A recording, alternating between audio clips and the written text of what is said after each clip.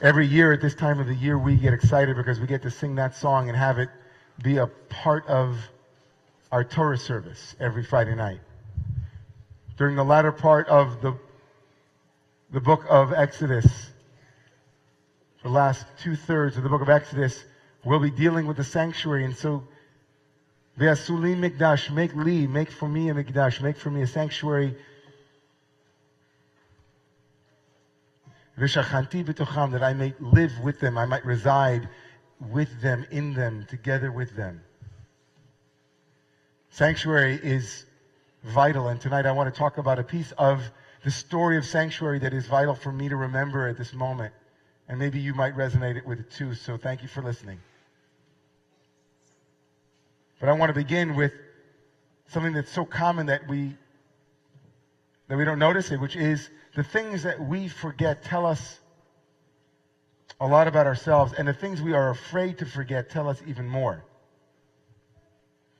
It's no mystery that there is no word in Jewish or in Hebrew for history, right? I mean, ask our Israelis here, there's just historia, history. We have zikaron, we have memory, zecher, zikaron, memory. So the things that we remember form us, and the things that we're afraid to forget are the things that we're afraid that were we to forget them, we won't be formed properly, we won't be informed properly, We want to remember certain things. We tell our kids, don't forget. Or as a kid in high school, I remember the song, don't you forget about me. Don't.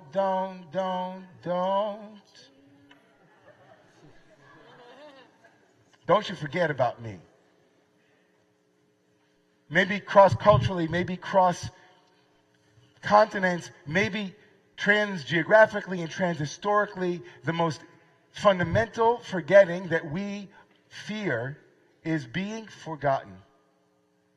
Not just our values and not just the way we lived our lives, not just the eulogy that will be said about us, but the fact of our own existence. Don't forget about me. Don't forget about me. I made an impact. I was here. And my presence mattered in some way.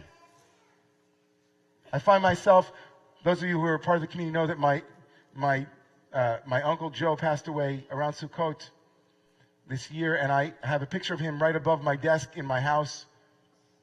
My Yasala ben Alexander, Yosef Shalom ben Alexander, Medina. And I was walking out of the door tonight, and I was looking at his picture, and I thought, I don't know if I thought about you this week, Joe. I don't forget about you. After a week like this week, it's impossible for us to hear that and not immediately think of all of those who were lost and say to them, we won't forget about you. But in sanctuary, in the conversation about sanctuary, in the conversation about what makes a sacred space, in what we define as the mikdash, there's a moment in Torah where that fear of being forgotten falls on someone or something that I would imagine isn't afraid, as it were, to be forgotten. Hard to really grok what it means to be forgotten when you're God, as it were. Tomorrow morning, when we open up our sacred wisdom literature to give us advice on how to live a good life, the Torah will begin its story about the sanctuary with a very odd moment, a moment that isn't lost on those who read the Torah very carefully. The Torah will begin this conversation about a physical structure for God's presence and says, tell the children of Israel, Daber el bnei Israel, v'yikchu li truma. Speak to the children of Israel, God says to Moses and says, speak to them that they may yikchu, that they might take for me a truma, for me an elevated offering. That little word li is really problematic. That little word li, for those who don't read Hebrew or know Hebrew, li means for me, towards me, with me. The Torah would have been fine had it just said, God said, listen, take a truma. Take an offering. But what is this li business? Bishvili, for me. It leads Rashi to say, the great medieval exegete, li means for my name. Rashi doesn't have to say that. As if to say, it's not really for me because I don't really need a house. I don't really need this tent. It's not really for me. But the audacious midrash that says, that God says, take for me, doesn't mean for me, but take me too. Take me with you. Is the deeper structure of the Mikdash, at least according to the Ramban, according to Ramban and others. The Mikdash is essentially a portable Mount Sinai. When things were great between the Israelites and God, God says, here, make a Mount Sinai to go.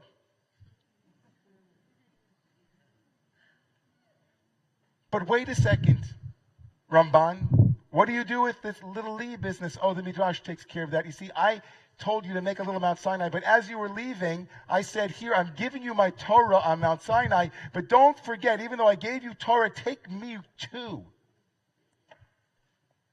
Don't leave without me. Don't forget about me. This Midrash is so subversive. Because wait a minute, didn't we just have Mount Sinai, and then didn't we just have all the laws of Mishpatim? And now God says, wait a second, I gave you Torah and I gave you laws, and now what you need, lest you leave the scene with only revelation and then a good checklist on how to lead a good, legal, lawful, law-abiding life, is don't forget about me. You can be enlightened. You had a great weekend up at Esalen. You can be a dutiful little girl, little boy, nice, upstanding citizen. You dot your I's and cross your T's. You're punctilious. You're dependable. You're reliable. You make sure to wait 6 hours between meat and milk and not a minute less. And God says, you can still leave me outside of your holy sanctuary. Don't forget about me. Take me with you. V'chuli, take me too. I'm in part of the deal. I'll throw myself in. You can have a revelation. You can have, right, mishpatim or laws and all kinds of legal structures and torts. But you know what? For this time only, you can get God with you. Go, go. God goes too. Don't forget about me. As if to say that we would. As if to say that the Hava Amina, as if to say that our presumptive stance as human beings is that we will get focused on that peak experience. That's for sure, because we live for those. Is it to say that we as human beings will live in the law too? We'll know everything we have to do. We'll parse every word. We'll try to find original intent or not original intent. What was God intending? What were the authors of the Constitution intending? We'll spend our hours focusing ourselves on how to be legal and lawful too. That's wonderful. And that's also necessary, but insufficient. Don't forget about me, God says. Unless you say to me, well, second, Rabbi, make sure you define what God is. You define God. Or as Rabbi Chazan Basia said, you know, God for the 21st century, but let that God be present in your sacred sanctuaries. Let your sacred spaces be full of that presence. And don't self-satisfy ourselves with checking off the boxes. You have a vision of a business, it turned you on. And then you got into the details of the business, and every day you're working hard and making it work. And then you stop yourself and you say, did I bring anything with me? Start with why, or maybe get back to why. What was the original vision? What was there? What animated the relationship? You're just checking off the boxes every night. You tuck the kids in. It's all good. You were in love once, but you know, you're not so much looking forward to that, or you don't want to do the work to get back there. And the marriage or the relationship is saying, will you bring me too? Will you bring me with you as you deepen your roots? how crazy it is in our country to have conversations about the meaning of the Second Amendment. Is that what any of this is about? Whatever happened to the vision of who we were supposed to be? Whatever happened to the dream of what we could be? Whatever ever happened to the sanctuary that promised our children in schools that they would be safe? And law misses the boat. When we go down that road arguing about minutia, about original intent versus not, about militia versus not, that's the conversation.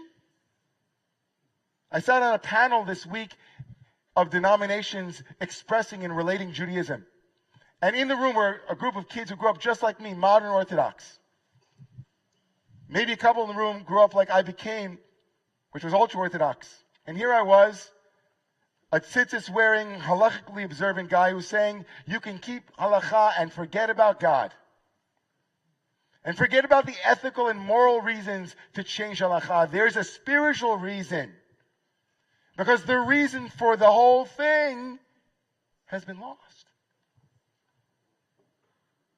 We forget. Don't you forget about me. You can imagine the Divine One walking through Parkland this week on Valentine's Day.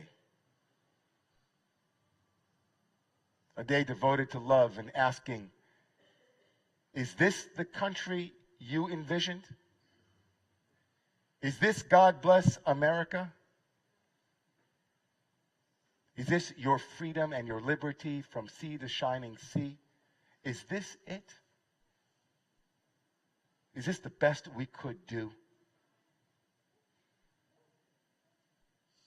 Forget about the law of it.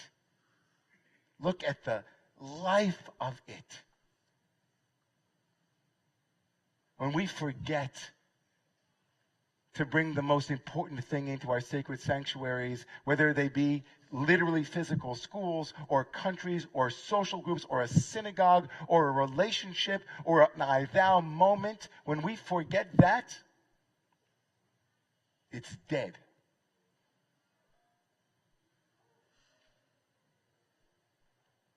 Bekhuli chumali, for me, for the sake of this principle, let love win. Let love in. Make room for that one, that principle, that desire, that place that creates the need itself. Bring it in. So what will it take for me and you in our moments of digging in our heels to take a breath and say, can we invite God into this moment? God as spirit, love, presence. Can we allow those principles, that experience, that one to animate, and our decisions will come from there? Are we really living our highest place when we act the way that we act sometimes? I think not. I'll speak for myself again. David, don't forget about me, God says. So God should bless us on a Shabbat that is the Shabbat after Adar. And the Hasidic masters say that the word Adar, which is the month that we're in, is Aleph Dar. That God, Aleph, the one, wants to live here. This Avak Rosh Baruch Hu Lios Lo Yisbarach Dir Batachton, and God wants to live here amongst us. So when you leave tonight and you go home, ask yourself, how do I invite God in? When do I hear that during the week? When do I hear that during the month? When do I hear God whispering, or whatever you think God is saying to you, please don't forget about me. Don't forget about me.